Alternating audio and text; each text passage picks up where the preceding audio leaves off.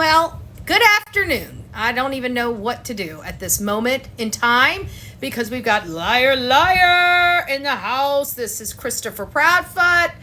This is Katie Proudfoot. And this is Katie's son, Sebastian Rogers, which disappeared from his bed inside his locked home in Hendersonville, Tennessee. And we've been kind of keeping our thoughts and stuff right on them. We've been kind of applying a lot of pressure here because a lot of statements aren't really panning out. Him walking out, we've spent days on the topic of Sebastian Rogers walking out of his home and all of the reasons why I do not believe he walked out of his home. Hey, Beach, it's nice to see you. One of the biggest reasons why I don't believe he walked out of his home is because there's no evidence of him walking out of his home. No evidence. There's none. And then I started instructing people to kind of go back to the interviews. And we've been starting with the Dutch's interviews. I did the first one, which was March 3rd. That was truly the first interview that we have on record for Chris and Katie Proudfoot. And that was really a telling interview. A lot of the information that they had once said is not true. It does not exist. It didn't hold water. Chris, at the very, very, very beginning, wanted everybody to know that they have been fully cooperating, they have been fully cleared, and they all took lie detector tests and all passed. Nothing to see over here. Well, that's not quite the case when it comes to Sebastian Rogers. See, Sebastian Rogers is autistic, and he has a lot of other disabilities associated and attributed to him. For example, he's autistic, and there was a specific event that happened in his life where he stepped on an ant pile and they hurt his feet. And so ever since that moment, he's been very cautious to make sure he puts his shoes on because he doesn't like dirt and he never ever wants to have those ant bites again. So he equates going outside without shoes as to his feet being eaten up by ants. So as you can imagine how uncomfortable that must be, and for him to envision that and why he puts his shoes on consistently. So to think that he would run out of his house into an ant pile, I mean, that's the way you have to look at this. He's running out of the house, and in his mind, he's going straight into an ant pile. I don't know if he's going to leave his shoes behind, at the minimum. But either way, there was one thing that on Dutch's interview, I hope you guys go back. I have a live that I did earlier today. It's got this thumbnail on it right here. Liar. And it's almost a 2-hour live. No, it's a little over an hour live. And in that live, we go through a 6-minute clip inside Dutch's March 22nd interview. And this is when I finally believe Katie did not go to bed at midnight. She did not go to sleep at midnight. And she is adamant at convincing the world that she did. So I have to find out, why does she need to convince the world that she went to bed at midnight and went to sleep? Let me go over some of the things that were in. Oh, sorry. I didn't realize it does pop off on me. Hold on. There we go. I got notes. I took notes of this, and I wanted to read some of the notes that I took. Let me blow them up a little bigger than that. Oh, girl. Okay, here we go. Oops. Okay, I got it a little bit bigger.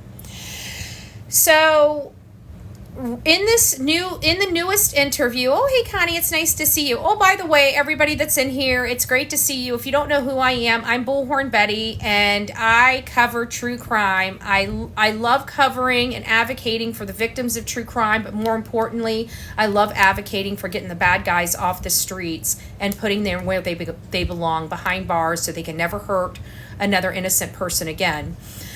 This case is very choppy. It's very high profile, and because of its high profile status, it's brought a lot of quirky people into it. So we're trying to wade through that as we are, trying to find more evidence and information. And when it starts getting this high profile, you have to be very cautious of everything you see and everything you hear, because there are bad actors here on social media that will literally make stuff up to sell a click and a view. Literally go in there and design stuff to make it believable so they can go and talk about it. It happens every day on these social media platforms.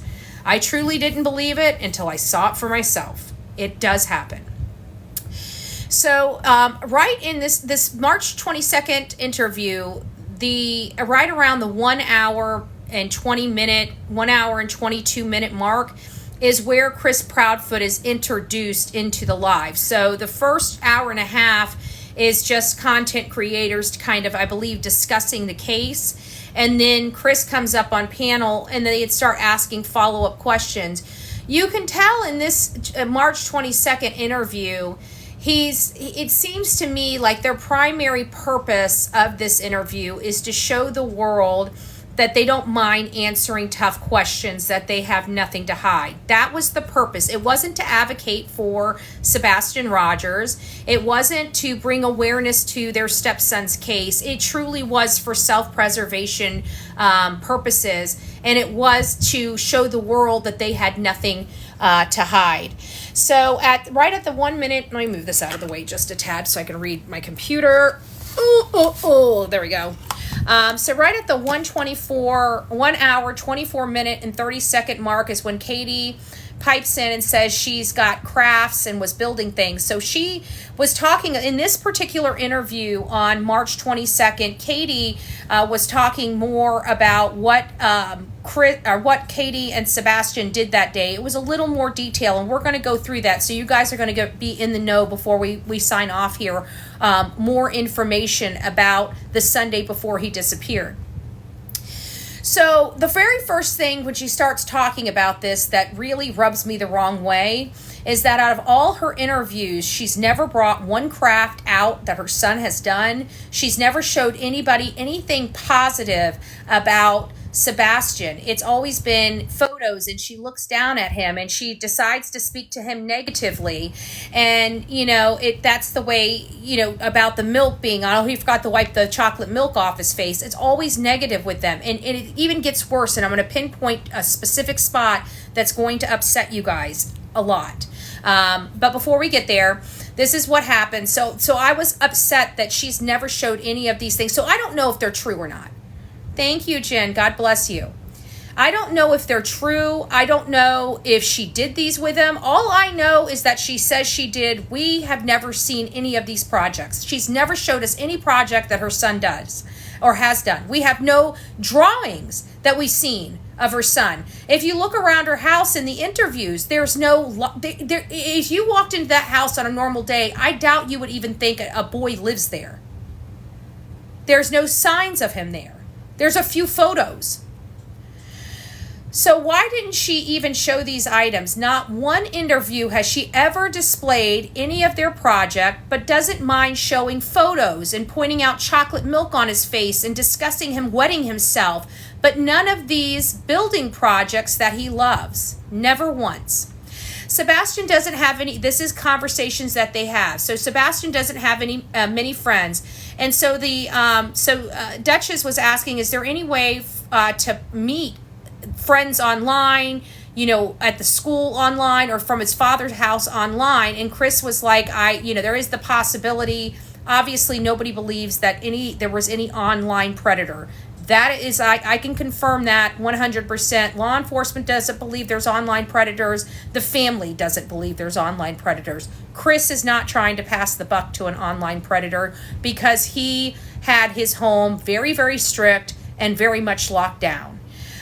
They only used internet as positive reinforcement, which to me means he had to do everything they said and maybe he would get the internet. I don't like them as parents. At the 1 hour and 27 minute mark, this is when they start walking. Katie starts walking them through the day before.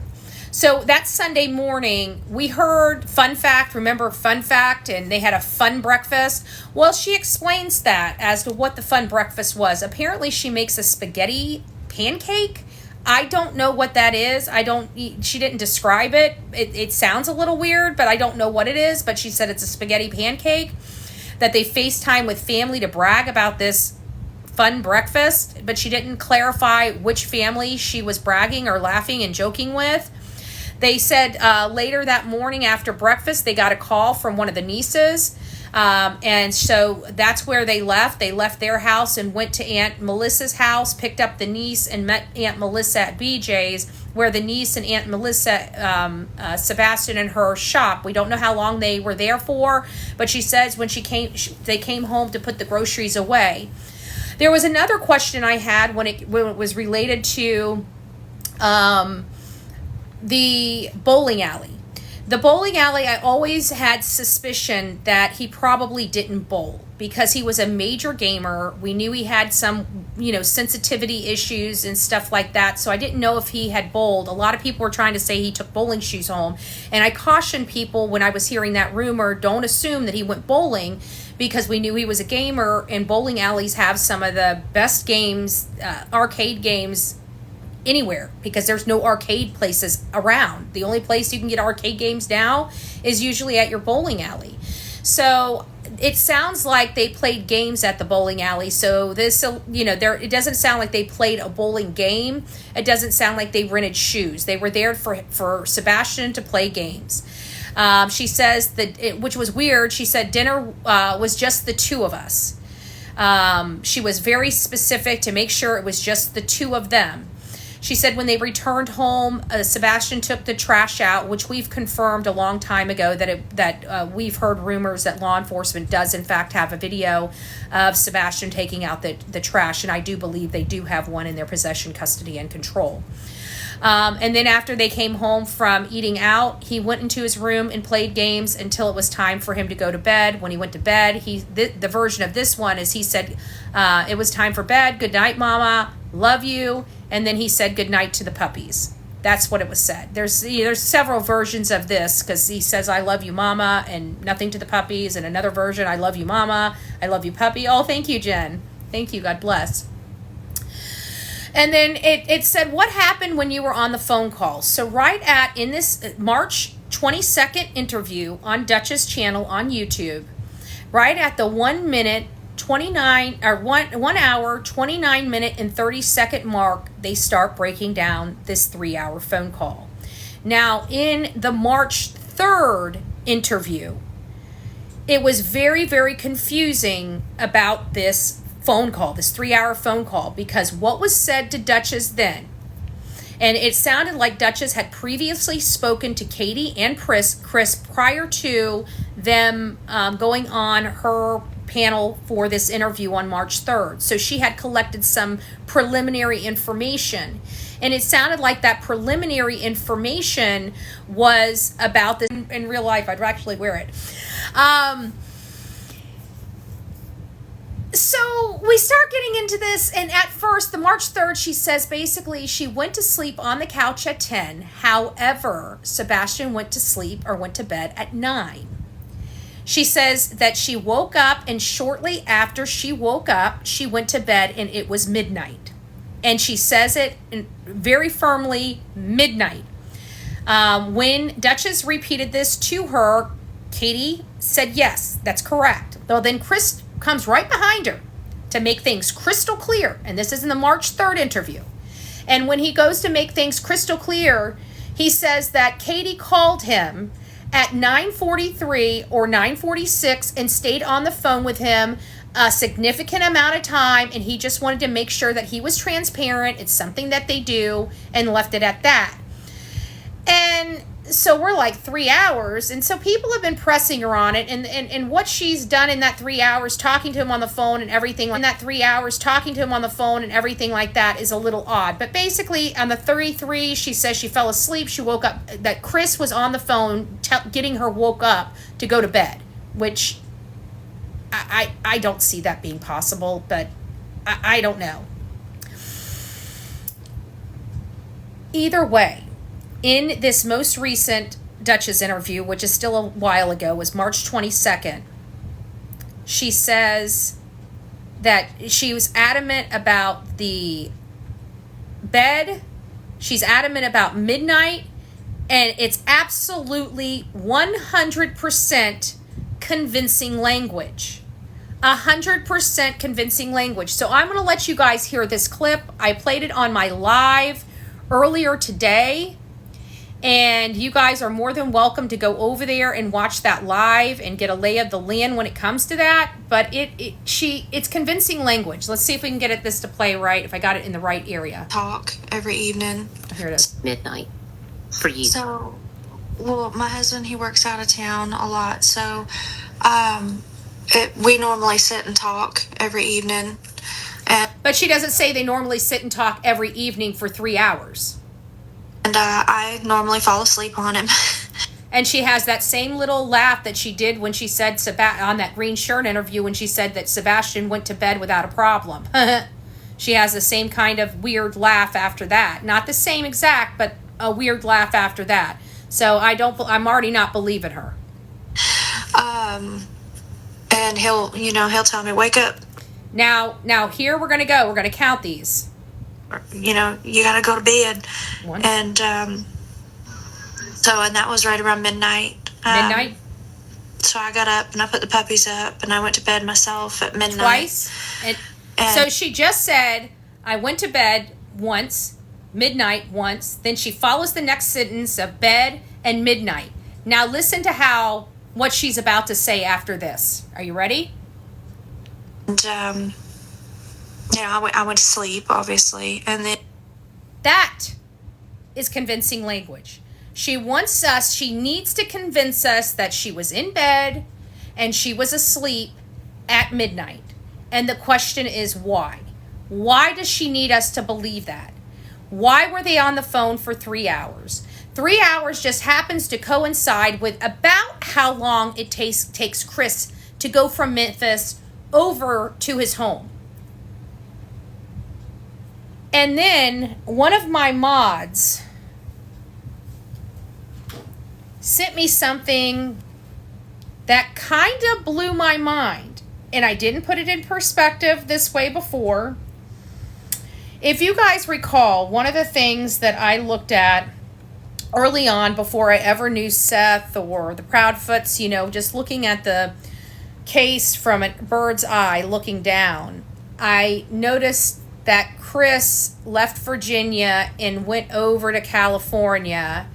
And a few months later, Katie's divorcing Seth.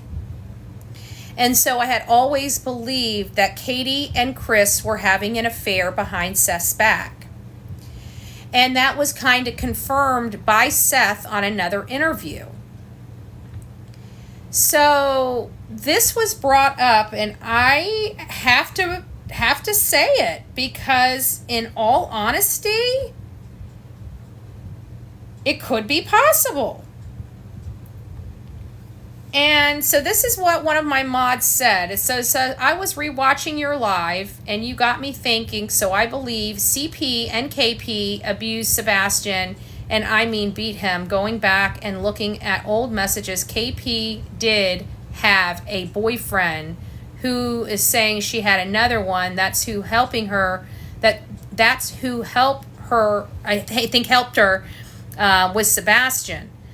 So then Chris met the person and he shown him where he was. Remembering CP, y'all said y'all all are going to see who's telling the truth. In my opinion, I believe KP and Sebastian had a fight that night to clean his room, and he must have said something back while she was under the influence, and that when it happened, she hit him and unalived him. She called CP or the boyfriend and got help, then told him what happened, and so they can cover up. So because she's, and I did check around to see if it was potential for having a boyfriend, and all the neighbors did not see any weird activity or weird people's cars pulling up or anything like that. But in a neighborhood like that, where the houses are, spread out wide, and the houses are much larger, is it possible the person could have parked down the street and came in a different way, anonymously? Is there a possibility?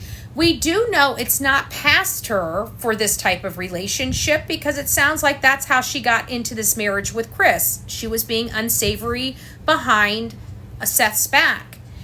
So, and I've also found it pretty interesting, because when Seth came on and did an interview with me last Thursday, Chris went on another YouTube's channel, and when he went on another YouTuber's channel and they were talking about this, he didn't seem pleased that the information was out. He didn't seem pleased that Seth had indicated about Katie's drinking problems or habits.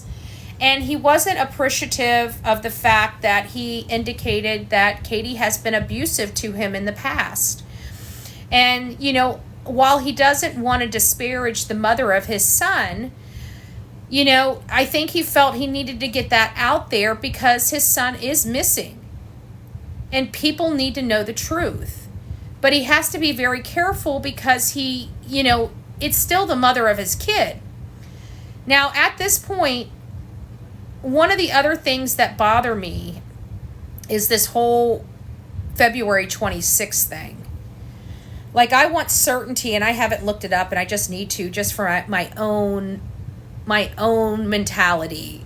When Katie truly filed for divorce. I don't know. I think you can look at a docket and see, but I don't know if they give you paperwork or orders or anything out of a family court file when there's minors involved.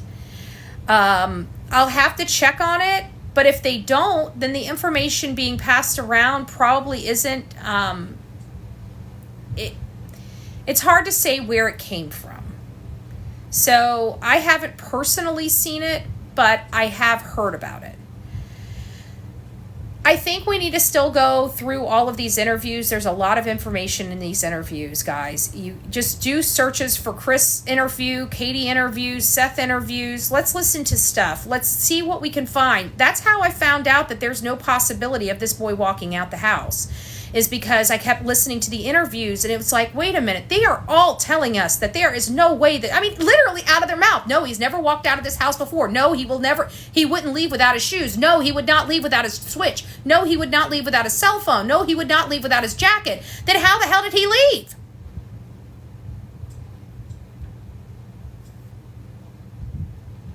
So they're telling us out of their mouth there's no possibility of him leaving, but trying to convince us he left, just like she's trying to convince us she went to bed at midnight when we know damn well she didn't. But that was that was convincing language. I literally counted. I literally stopped in my tracks, and after I heard that clip, and it was only 6 minutes in from when Chris started talking, so I immediately stopped everything and went directly to a live. And that's kind of where we are. So I do hope you guys go over and get the full context of this video right here.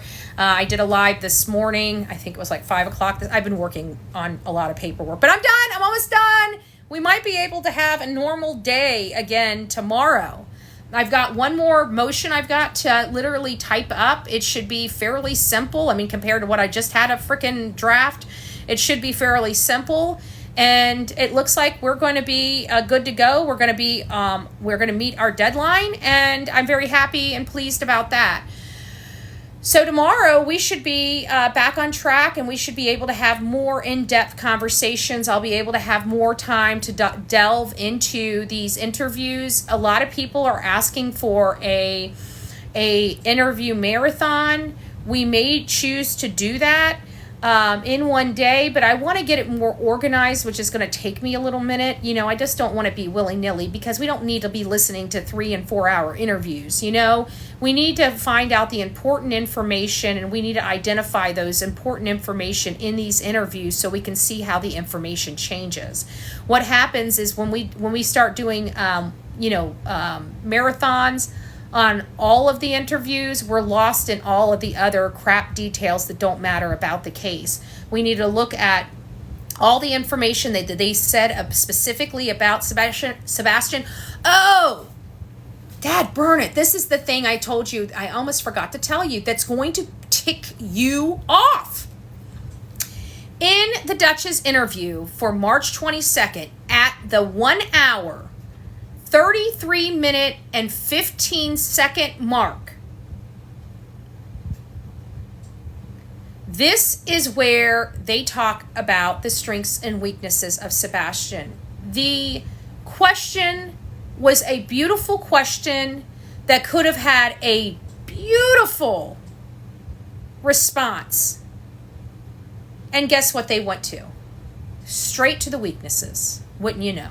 I want you guys to hear this. I didn't even let I didn't even go this far in my my live to do this morning with my group. So this is new to you guys. I'm talking about this topic for the first time. So let me get there. You guys got to hear this. This is when Chris wants to, now he wants to show the world he's got nothing to hide, and he wants the questions. Bring on the questions.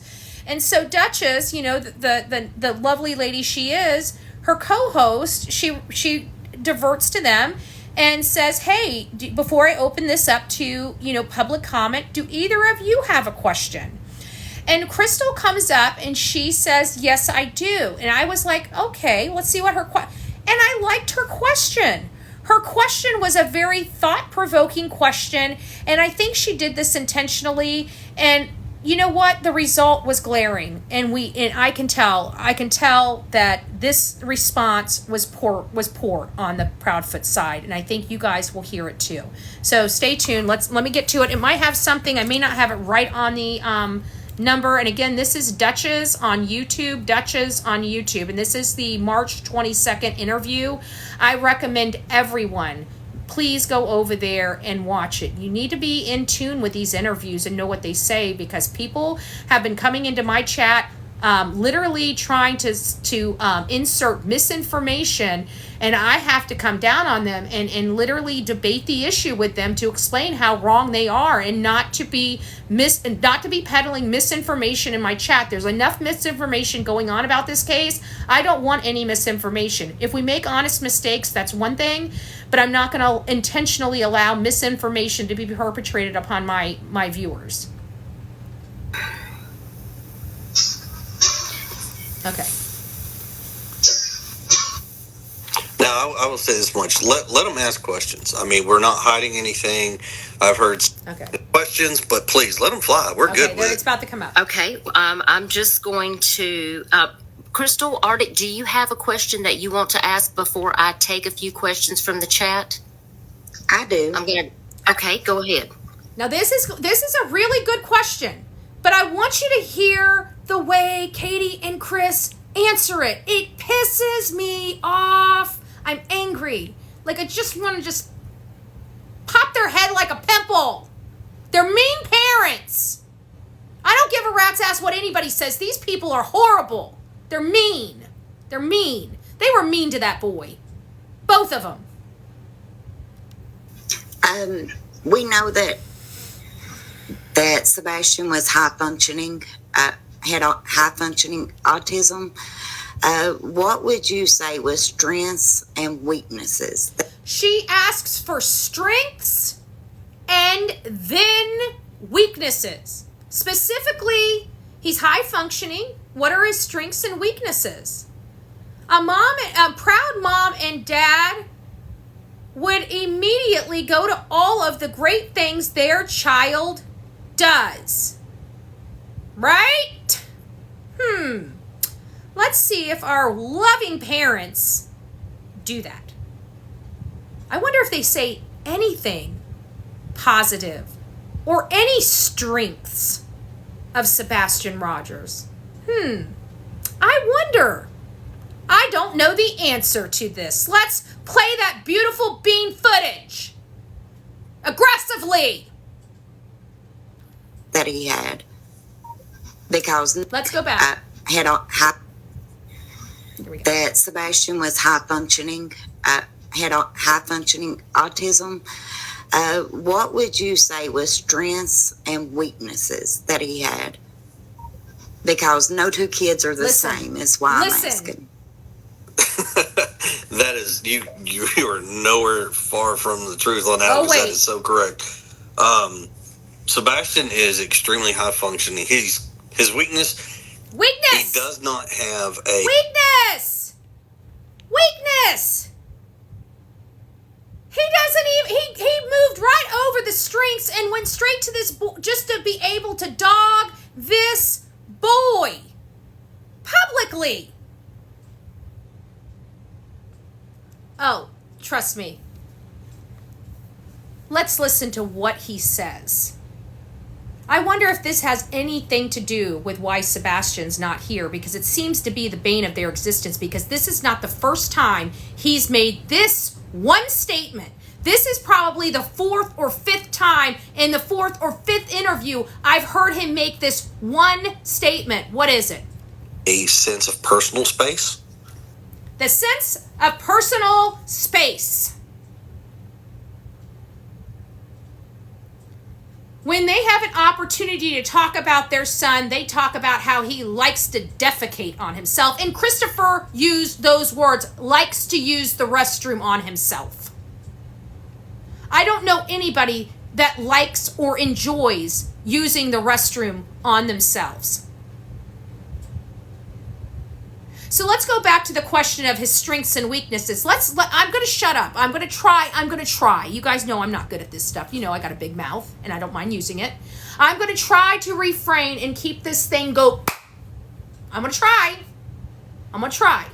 But we're going to rewind and I'm going to try like hell not to stop this video so you guys can hear the whole entire thing.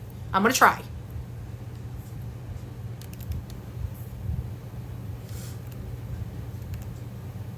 Because no two kids are the same. Okay. I do. I'm gonna. Okay, go ahead. We know that Sebastian was high functioning, had high functioning autism. What would you say was strengths and weaknesses that he had? Because no two kids are the same, is why I'm asking. That is, you are nowhere far from the truth on that, because that is so correct. Sebastian is extremely high functioning. His weakness, he does not have a sense of personal space. They've always been working with him about like a 3-foot rule, because he likes to be right up in your face. Hey, whoa. He deals with some social and emotional dysregulation issues. Simply put, his emotions or responses don't always appropriately match the situation. And socially, he can be somewhat awkward interacting with others because he doesn't always match, like, I don't know how to say it right, like, it's... Because no two kids are the same, is why I'm asking. Not one strength. My lips, I was, look, I don't know if you guys could see this. I was literally holding my lips because I knew I was about to just start going off. She asked for strengths and weaknesses, and these parents both just dove in and attacked him on every freaking weakness he had. Oh, personal space. He just can't do this. He can't do that. And then she pipes in right behind him. What about the strengths? Why don't you come in with the sugar? Well, my son he was bright, he was smart, he played chess, he loved to run, and you should see him when we build stuff. You should see him when I go to Lowe's and get those things. You know, he really does get it, and he just and how he builds with his hands, it really is amazing. I know he's going to do great things. However, we do have a little bit of problems, with his personal space. That would probably be a weakness, but we've been working on it. Right? Like, I don't even know this kid, and I would answer a question like that. So now let's listen. Crystal's now kind of, they're asking about that. So she's now trying to clarify a little bit, but she's doing it very kindly and sweetly and just trying to make sure that they're not, pushing too hard, that they're being respectful. So I wanted to say that as well. Okay. Because no two kids are the same is why I'm asking. That is, you are nowhere far from the truth on that, because that is so correct. Sebastian is extremely high functioning. His weakness, he does not have a sense of personal space. They've always been working with him about like a 3-foot rule, because he likes to be right up in your face. Hey, whoa. He deals with some social and emotional dysregulation issues. Simply put, his emotions or responses don't always appropriately match the situation. And socially, he can be somewhat awkward interacting with others because he doesn't always match, like, I don't know how to say it right. Like, someone will want to talk about one conversation, but if that's not the subject he's fixated on, he will just railroad over that and go right back to what he's thinking. Railroad. Wow. Great. But at the same time, he's also, for the most part, a pretty happy kid, and he loves being a helper, and he likes animals, and he's really smart. He can play in a game of chess, and he's beat grown men in chess. So that's like the only accomplishment that Chris loves, because he beat grown men in chess. So that's like the pivotal thing for Chris. Yeah, he's good at chess. He's good at something.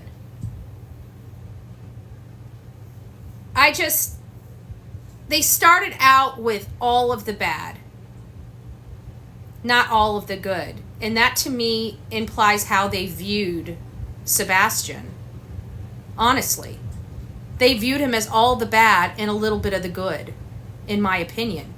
And you can hear it in their speech whenever you ask them a question like that. That was a very thoughtful question that they really could have, made that about Sebastian. And they made it about them and their damn personal space.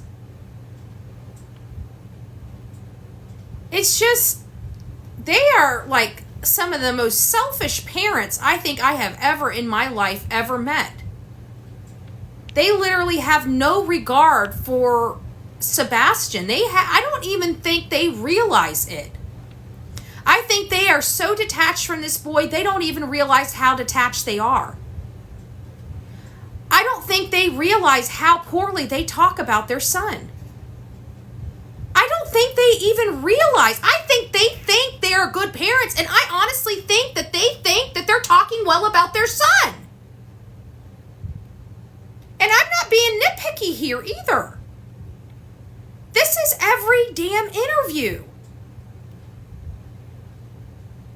Every interview, you had this boy missing 90 days, like, he don't do nothing wrong. He's a perfect boy at this point.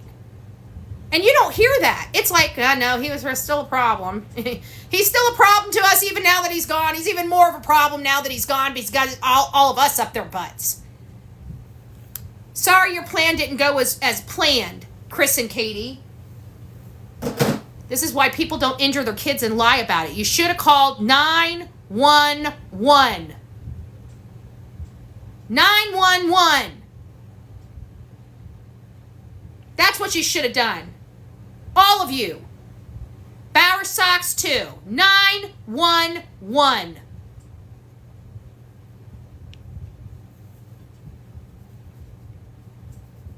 There is no way in hell I believe that this autistic boy that has all these problems is going to walk out the door without his switch. Especially when they have to go to a bowling alley to play games. That boy ain't leaving that house. Okay, we're going to say he left house without his shoes. Okay, fine. We'll let him go out there in the dirt, even though he's going to freak the hell out because he gets dirt between his toes. But we'll say that he snuck out of the house without shoes. But there is no way he is leaving there without his switch. There is no way. There is no way that boy is leaving anywhere without having something to occupy him or settle him down. There is no way. I don't believe it. I don't believe it, and I don't believe that BS, I fell asleep on the couch nonsense and went to bed at midnight. You're too busy trying to convince us your butt was in bed at midnight and you were asleep at midnight. Well, let me tell you something, honey. People don't go to bed and immediately go to sleep. So if you went to bed at 12, I guarantee you weren't asleep at 12, which is what you're trying to get us to believe. Maybe if you went to bed at 11, I'd believe you were asleep by midnight. But definitely not going in there. Just like I don't believe that she called Chris at 9:43 and fell asleep by 10. Their story has holes the size of the Grand Canyon. It is a black hole in their story. It's not even Swiss cheese. It's just a black hole. It's just a black hole. So if you guys would like to, there is 2 projects that I have going on right now. So if you guys would like to participate, I always throw that out there because I know my audience likes to get involved. They some of them are already doing these projects themselves and just share them with me. So the first project that I need help with is identifying all the interviews where Chris says, "Let me be crystal clear." And then after he says, "Let me be crystal clear," what statements are made after that moment? We need to find every single one of his crystal clear statements and find out what he said with those crystal clear statements. That's the first thing. The next thing is when we're going through these interviews, while we're listening for these crystal clear statements, we need to be identifying statements that Chris, Katie, and Seth made about Sebastian's demeanors, tics, likes, dislikes, allergies, everything.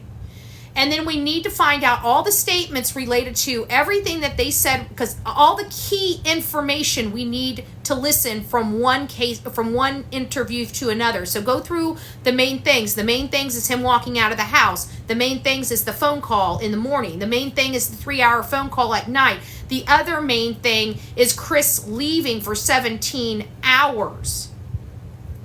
The changes in the Sunday before, we need to find out every time she states what she did that Sunday, we need to be listing her statement from interview to interview. That is a key factor in this.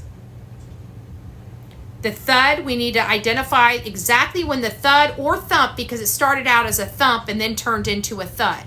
The thud and the cameras, you're absolutely right, baby V.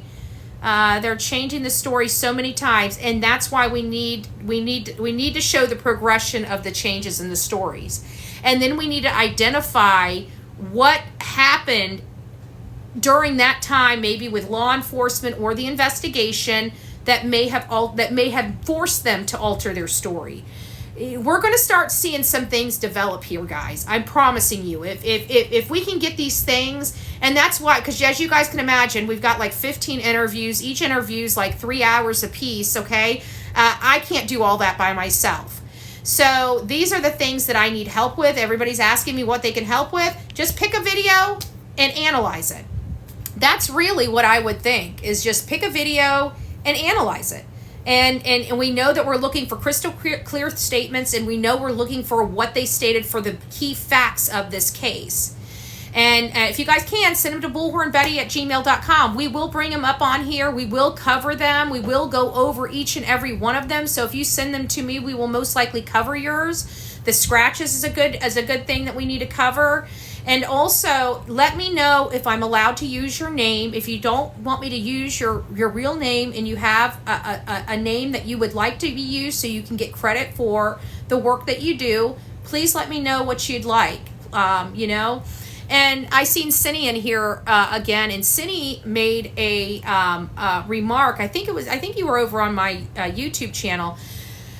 But she broke it down and basically said that, Seth treated Sebastian, I can't remember the word she used, but like a normal person. He was teaching him to thrive and be normal, and not as normal as he could, but he didn't treat him like he was there was something wrong with him. And I can't remember the exact word she used, but it was really, really sweet. I'll have to go back and use it. But I think that she had expressed it better than anybody I had seen express it, about the relationship. Hold on a second. What did you say? Sebastian chose not to wear the chest plate. That is correct. That is what we learned from Seth. Seth said he kind of grew out of it, didn't want to wear it anymore. So, yep. And a lot of people are saying Chris is already using past tense. He's been using past tense. They really tried at the beginning, but that was when it was new to them.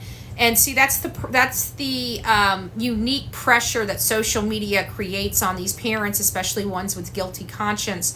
And it like all of this, our thumbnails, our commentary, it is a pressure, if you will. It's a pressure of just letting them know we know, if we know, law enforcement knows, stop the nonsense. We know this is a scary process for you. We know you're scared. We know that you don't know what to do. We know you're in a lot of trouble. And we the only way we can help is letting you know that mercy is what you need. Fighting the system, making them work for it is going to be, in the end, this will all be used against them. Their constant lying, their constant manipulation of the truth. All of this is going to be used, and if it was unintentional or an accident, because of their behavior and what they've done, you're not going to be able to get out of that. You can try, but how are you going to go in front of jurors and say, well, the mother lied over and over and over and over again? She was scared. A military trained woman was scared. Well, she wasn't scared to help move Sebastian. She wasn't scared to concoct lies. She wasn't scared to go and run away from her home with a missing child. She wasn't scared to go out to dinner in front of everybody. She wasn't scared to go to the frickin' motorcycle shop. Do these people honestly think that they are going to get away with this? 7 years, baby. That's what you got. That's the most you've got. 7 freaking years. Because once he's deemed deceased, if they can't find any information, at that point, they're coming after you, boo-boo. They're coming after you. So, at this point, I would say, if it was an accident, which I don't think it was, and that's the problem. But if it truly was an accident, this is not going to do them any good. This is not going to do them any good at all. This right here is going to give them additional charges, additional time behind jail, behind bars. But it makes you wonder, Katie was screwing around with Chris when she was married. How do we know she's not screwing around with another guy? And how do we know she didn't call another guy? Honestly, I don't think she called another guy because we know what guy she called, in all fairness. She called Chris. She was on the phone with Chris for 3 hours. She wasn't on the phone with Joe Plumber down the road. Well, yeah, I guess you're right. We really don't know that. But I would think that at this point, because they wanted to be crystal clear about all of the phone calls and how they were, I would think that law enforcement would have questioned them on any other calls. So it sounds like the last call she made the night before he disappeared was to her husband, and the very first call she made that morning when she woke up was to her husband. These are telltale signs. It wasn't a third party, it was her husband. So there is that. But you know what? There's that possibility. I mean, there truly is. I've heard it both ways, but I just haven't been able to corroborate it. But the closest we've been able to come is that she obviously didn't mind whenever she was married to Seth. So does she have it have it in her to do it to Chris? I would think so. But I don't know. So what do you guys believe? Let me know. Come on over to YouTube. Watch this video. Let me know your thoughts. Don't forget to like, share, subscribe. It is late. I've been up since 2 a.m. this morning. My first video was at like 2:30 this morning. Yes, it was. And yes, Seth deserves answers. Seth deserves answers more than anybody. He's been a wreck. This has been a nightmare for him, and to watch his ex gallivanting all over and enjoying life, I think that's got to be making him so sick to his stomach. I couldn't even imagine. I really couldn't. That's got to be awful. That's got to be awful. Don't forget to go over, if you guys see Seth or Tony on these platforms, don't forget to tell them hi. Give them words of encouragement. You know, whether you like them or not, this work is really, really hard. And, you know, at the end of the day, we all have one goal in mind, and that is bringing Sebastian home. And certainly, if we have that goal in mind, that needs to be our, you know, our path forward. All of us together, unified, in a dignified manner for this boy, for the sake of this boy. You know, he's been sullied enough by his mom and stepfather. I think it's time for us to clean up his name and not allow it to be sullied anymore. That's just me personally. So hopefully you guys join into that. And if nothing more, let's just work on finding answers. So hit those interviews. If you find something, let me know about it.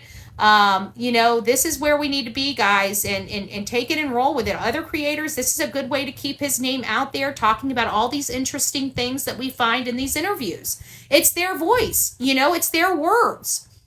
So, I mean, we really can't get it wrong by playing their own words, right? So, you know, go to the drawing block, guys. Let's get this stuff out there. But there's a lot of information in these interviews. Pop little clips. Go out here. Make some videos. Get his name out there. Advocate for him. You know, that's what it's about at the end of the day. Today, I know I've been seeing a lot of stuff. I calculated myself. Today is the 99th day that he's been missing. He went missing on February 26th. And today is what, June 4th, I believe right now. It's June 4th. So it came up to 99 days that he's been missing. So tomorrow will truly be his 100th day missing. And he has not been seen or heard from since. Now, if you guys are in other countries, you guys are a day ahead of us. So your time might be an extra day. But I saw several different people having several different numbers. So I did a date-to-date calculator. And today's the 99th day. I did confirm that. So, there's also one other thing I wanted to confirm before I get off here, is there's been a rumor, and of course, this is kind of the stuff that, like I tell you, that they make up. And they took a post, they created this post, they made it look like a real post, screenshotted it, and started passing it around in all the Facebook chats that Seth Rogers wants to be paid for interviews, and that's what he said when he was at CrimeCon. I want to let everybody know that that is a falsehood. That is not true. Seth Rogers did not go to CrimeCon. The only people that I know that went to CrimeCon that I know personally that was a victim, the victim's family, is the Petito, Joe and his wife, and of course Gabby's mom and stepfather. They were there, and then Jennifer Santinello was also there. And Jennifer Santinello, I think, may even have had I think she was there as a guest, as a matter of fact. And Olivia was there. So those were the people that I knew. I knew two victims' families, and of course a creator. I knew a couple creators that went. So it looked like it was really good. We're gonna go next year. I'm already planning for it for next year.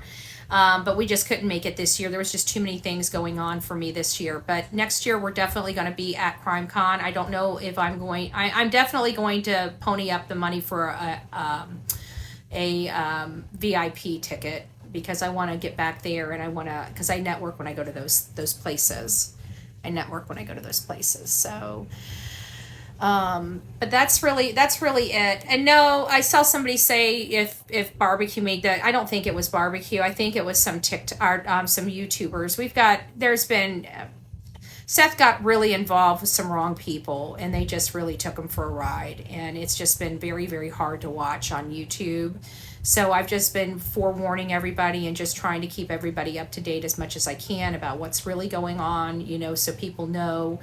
I think people, whether they like me or not, they know that something's got to be going on for me to be doing what I'm doing right now, like literally redirecting my entire channel after what I saw go on in this case. They have to know it's pretty bad behind the scenes, and it is. And I want nothing to do with it, and I will not have anything to do with it, and I will never devalue myself. I will never devalue the people on this platform that have, you know, we've been through hell and back, and we're here for the good. I won't. We're here for the good. And that's all I'm going to say. All right, guys, you have a wonderful evening. Rock it out with your coffee beans out. And if I come back, you guys will be lucky, but I don't foresee me coming back tonight, okay? But coming tomorrow, we will be back on track. We're going to be covering a lot of different crime cases. We've got a lot of information about Sebastian Rogers. Sebastian Rogers is coming up to where we need to just hurry up and wait. We need to advocate for him, but we need to be waiting for some new information to come out while we're looking at the interviews. But we have a lot of other cases that are going by the wayside that still need advocation. So I'm going to be, oh, thank you, Southern. God bless you. So I'm going to be looking at Layla Santinello's case. We need to rehatch on Summer Wells' case. We got some new information coming out on the Brian Koberger case. We've got a lot of stuff coming up, and I need to spend at least one full day with you guys to catch you up on all the cases. And Crystal Rogers is starting to heat up, and you guys need to be paying attention to that. That is kind of like the Kentucky Murdaugh, if I can put it like that. It's not quite, but it does have a lot of hallmarks of Alec Murdaugh and, you know, the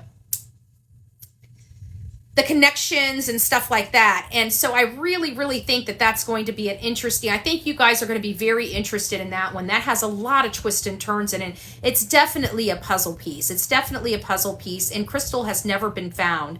I have a feeling why she's never been found, but she's never been found. Her boyfriend at the time and the father of one of her children has been accused of the crime and is behind bars along with two of his employees. So it's moving forward.